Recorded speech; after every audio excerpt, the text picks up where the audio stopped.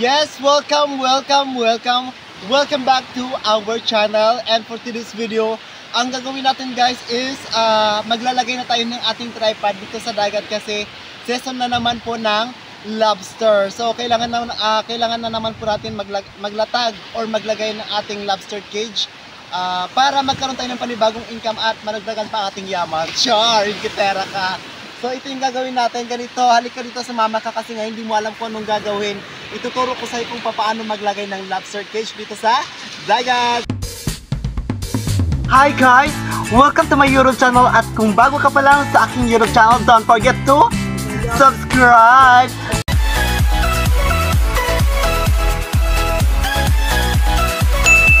Hihilain natin itong ginawa natin tripod papunta doon sa tabing dagat. Huwag muna natin lagyan ng bato para hindi siya mabigat kasi guys, ako lang mag-isa, yung kapatid ko manig-video sa akin ngayon.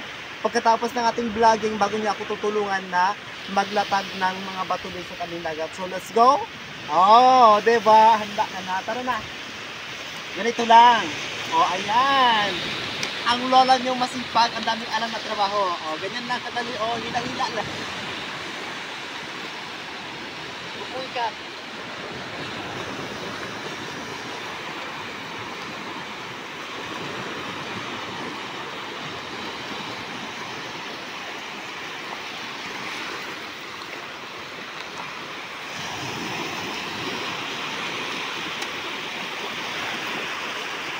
Okay, pagkatapos natin siyang ilagay dito sa tabi ng dagat, ilalagyan na naman natin siya ngayon ng mga bato para merong pasukan yung mga lobster. Katulad nito, oh, yan. So, yung mga bato ng lobster, ganito yung klase ng ginagamit natin sa bato ng lobster. Ganyan, may mga jutas-jutas ang lola mo. O, di ba naluloka ako? So, ikakabit na natin dito. Ganiteng. So, kailangan hindi siya sagad sa buhangin. Katulad nito, hindi pwede. Kasi lulubog pa ito sa katagalan ng panahon, sa katagalan ng araw, linggo, buwan. Lulubog pa itong itong poste ng tripod natin. Kaya kailangan medyo mataas siya. Ganyan. Yan. Taas pa konti. Ayan. So, yan. Perfect na yan siya. Okay na yan. So, tatalian na natin. Ganyan. O, diba? Ang lola mo, ang daming alam ng trabaho. Naluluka ako.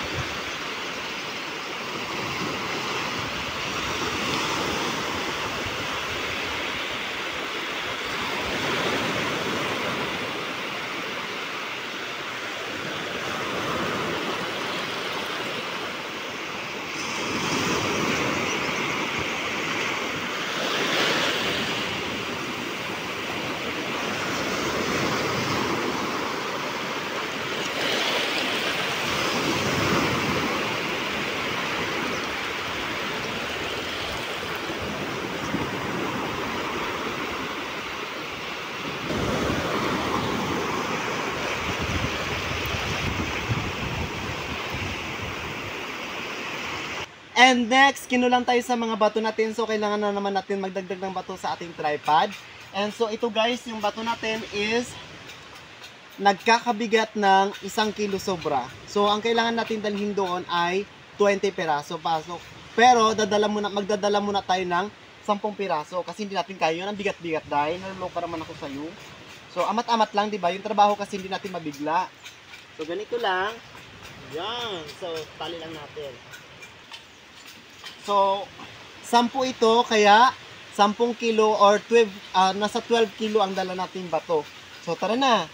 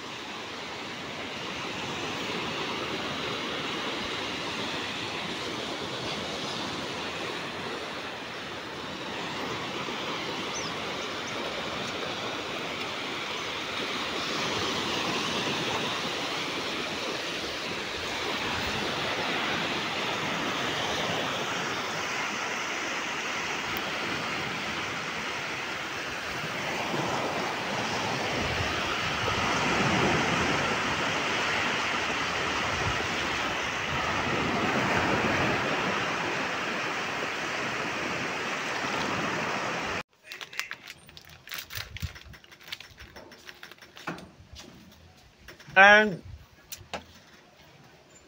yun na yung ganap sa buhay natin ngayon guys, yung nagla-lobster tayo. Anyway, maaga pa natin ginagawa yun, nakakapagod kasi nga malamig. Tapos na natin magkape, punta naman tayo dun sa ngayon sa gubat. Sala tayo ngayon sa init, sala rin tayo sa lamig. Masakit siya sa katawan pero kailangan natin magsikap sa buhay natin, of course. Siyempre may pangarap tayo para sa pamilya natin. May pangarap tayo para sa pagtanda natin, of course, para alam niyo na sa pagtanda natin hindi tayo mahirapan, 'di ba? Nagpe-prepare na tayo kaagad. Siyempre patanda na tayo, may bigote na tayo, papanot na tayo. Joke lang. So, talagang pinaghahandaan natin lahat, guys, kasi nga siyempre para sa pagdating ng panahon ay kahit papaano makapahinga naman ang ating katawan. Well, anyway, ngayon masayang-masaya nga pala ako sa mga nangyayari sa buhay namin kasi nga kahit papaano, guys, ay may kinikita tayo na tuloy-tuloy, hindi tayo nahihirapan sa buhay natin, and nakaka-inspire tayo ng ibang tao. Thank you so much sa mga subscribers ko na hindi talaga sila nag-skip ng ads. Sa mga solid supporters namin, maraming salamat dahil sa napakalaking tulong ninyo sa amin na kahit papano ay pinapanood niyo yung mga video namin. And thank you so much kay Mami. Mami, thank you dahil lagi ka nandyan para suportahan kami, para mahalin kami, and we always here too para mahalin ka po, and tuloy-tuloy lamang po sana yung samahan natin. Wala po sanang negative. Lagi po tayong sanang positive. Ayun, Mami, masayang-masaya po kami sa buhay na ibinigay mo sa amin sa ngayon. And sana po ay tuloy-tuloy na po itong kaginhawaan natin. Hindi na po tayo babalik pa sa dati. Ayun nga pala, guys, muli maraming salamat, and sa inyong pag hindi nang skip ng ads, maraming salamat. Sa ating Panginoon, maraming salamat. Kung bago pa lang kayo sa aming YouTube channel, huwag lang kalimutang mag-subscribe!